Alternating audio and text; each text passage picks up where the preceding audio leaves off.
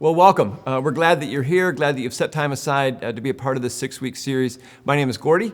This is my wife, Karen, and if you've been around Heartland for any length of time, you may feel like you already know Karen just from stories that I've told at church or at Marriage Matters. But don't believe everything you hear. Gordy doesn't let the facts get in the way of a good story.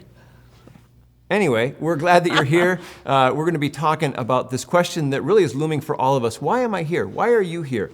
Not why are you here in this group, but why are you here? Is there a purpose? Is there a reason that we're here apart from being just one of billions of people on the planet? Is there a reason that God has me here specifically for me? And for a lot of us as men, our purpose gets wrapped up in our careers and in our jobs. I remember when I first got out of college, I graduated with a degree in economics, had a great job right out of college. I was actually a bank examiner for the U.S. Treasury Department, which had a badge. It was really kind of cool. It was a great first job. But after a couple of weeks of training, I remember it being my first day in the field, my first day in a bank, and that first afternoon, there was a moment when I was by myself in the boardroom of a bank, and I set my pencil down, and I had this thought, what am I doing here? I thought, this isn't me. I mean, my training, my education, everything about it led to that. But I thought, this isn't who I'm wired to be. And it led to this kind of unique conversation with God of going, okay, God, where do you want me? Because I sense that this isn't it. But what am I supposed to do? And that began this journey of trying to discern and figure out what is God's purpose in my life. And purpose is more than just about having a job. I went from a career that I loved, working in a hospital for many years, and then went to becoming a mom and knew instantly that's what God had made me for. And so we're going to explore that today on this video within your small group. Have a great conversation. One of the things that we're going to do that may be new for a lot of you, for those of you who've been in groups for a long time, this may be even a new experience for you, is that we're going to start each group with just a little time of worship. Doug and Corey and our worship team have actually recorded some worship songs specifically for you and your group to start your group time together. So we're going to do that today, and here they are to lead a song that will probably be familiar to a lot of you.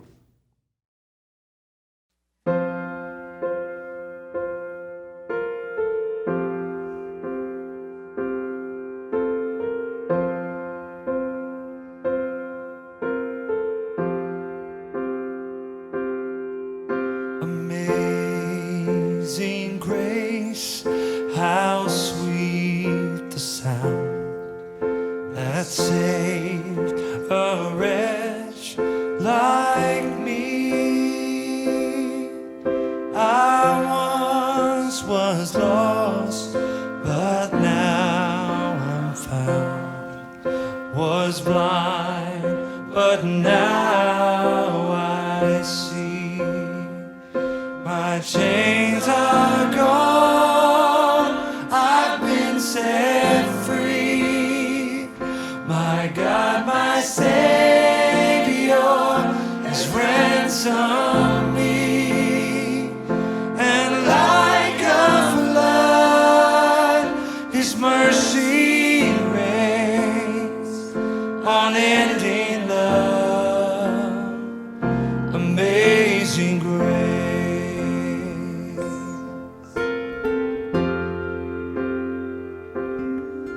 'Twas grace that taught my heart to fear, and grace my fears relieved. How precious did that grace appear the hour I first believed. My chains are gone, I've been set free. My God, my Savior has ransomed me. And like a flood, His mercy reigns, unending love, amazing grace. My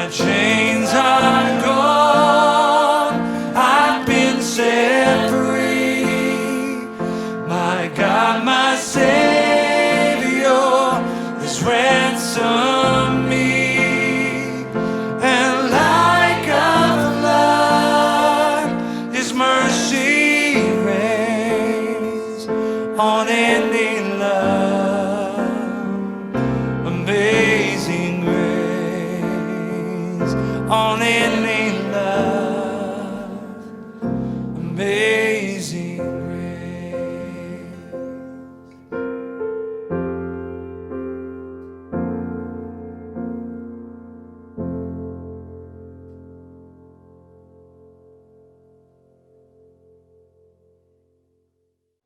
Well, hey everybody, we are so excited to get to spend this next 6 weeks or so together. We're starting a journey today to help ask and answer a really important question that all of us need to ask and answer in our lives. We got a live studio audience here that's going to be on this adventure with us. You guys excited to be here? Yeah.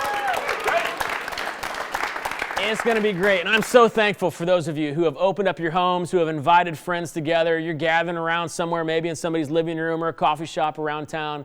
We're together to ask and answer a really important question. And I'm so thankful that you are here to do that in your life too. You know, we're going to start somewhere that's kind of unexpected today. We're going to start with this statement: it's not about you. Now, who would have ever imagined that a book that opened with those words would sell over 32 million copies and be the #1 bestseller on the New York Times list for nearly 2 decades now? It was an unlikely way for Rick Warren to start his book, A Purpose-Driven Life, in a world that has also sold like millions of selfie sticks. It seems that we're all consumed with ourselves, aren't we? I mean, Instagram, Facebook, Snapchat. We're becoming increasingly a culture that's obsessed with getting our image properly portrayed, like getting our name out there, our profile seen, our selfie liked. You know, in fact, just a little story about that. A few months back, I was at home with my extended family. It was like the first time that we've been together in 7 years. Hard to believe, I know. So we took this like big group photo, and you can imagine how elated we all were to have that scene, that memory, frozen in time. You know, shortly after we captured that moment, I posted it on Facebook. Not sure why I did it. Just sort of seemed like the thing you do after a 7-year drought. And you know what the topic of conversation became the rest of the night? I mean, we hadn't seen each other in 7 years. We had so much to catch up on.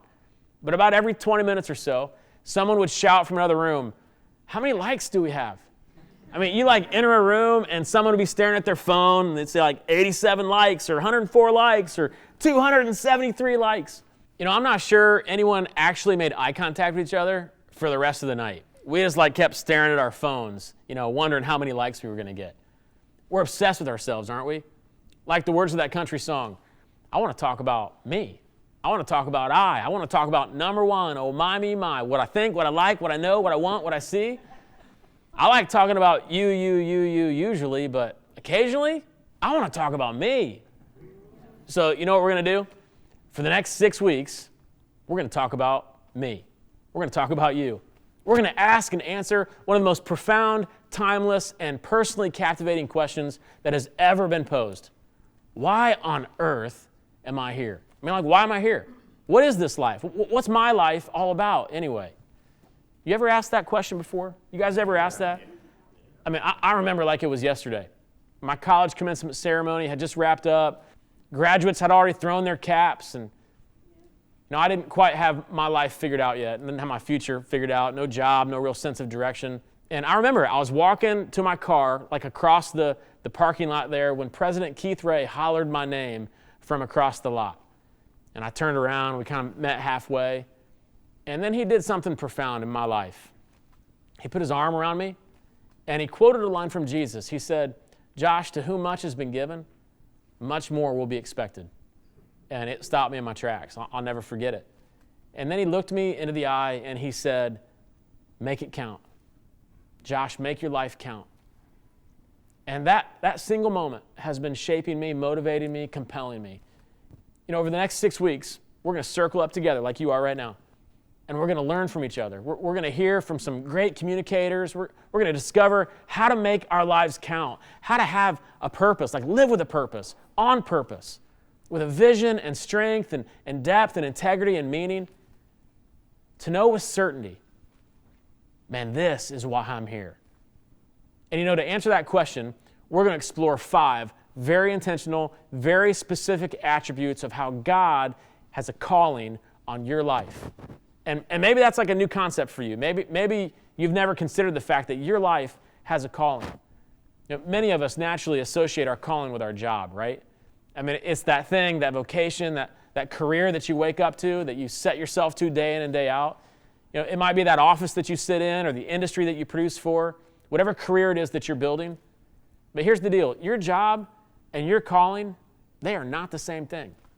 Your calling is not your career. Your calling is far, far more significant than that. Far larger, far more all-encompassing than just your career. And you may have a job. You may even have a job that fills you up with passion and excitement, but your calling is much greater. The Bible really is a story of God calling people. It's about God calling people like Noah to save, or a guy named Abraham, and Abraham responded to God's calling. Or Moses, and how Moses was called to lead, or Nehemiah to rebuild a city, to restore people's hope. God called guys like Isaiah and Jeremiah and Ezekiel and Daniel and Hosea and Joel to shake people up and help restore their vision. And then God did this cool thing. He called Peter and Matthew and James and John and Timothy, people like that, to build the local church. God has a calling on every person's life. And you know what every single one of these examples have in common? Their purpose was greater than their career. In fact, it was greater than themselves. Our plans and purpose, it's not about us. Rick Warren's leading line was courageous, and it was right.